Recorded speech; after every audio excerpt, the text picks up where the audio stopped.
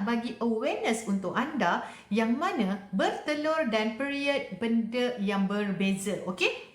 Jadi, kalau korang ada PCOS, mungkin korang pernah nampak benda ni. OPK, betul tak? Korang pernah buat OPK. Normal ke nampak bulky uterus sahaja? Tak normal, tapi boleh repeat. Okey, berapa ramai yang ada PCOS, mereka selalu buat test kit ovulation. So, mereka cakap, oh doktor, saya buat 2 line ni sebab ada cecair lendiran warna putih. Saya rasa saya normal, saya subur waktu tu dan saya bersama. Betul ke doktor?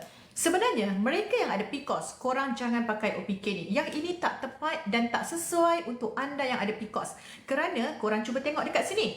OPK test ni kita gunakan untuk mereka yang ada masalah yang period dia normal dan dia tak ada PCOS. Sebab cuba korang tengok, OPK test ni dia test for LH. LH hormon orang yang ada PCOS akan tinggi. Jadi bila korang test nampak 2 line. So korang ingat korang subur. Oh ni waktu subur ni doktor, saya bersama dengan suami, saya subur ni. Tetapi korang akan down.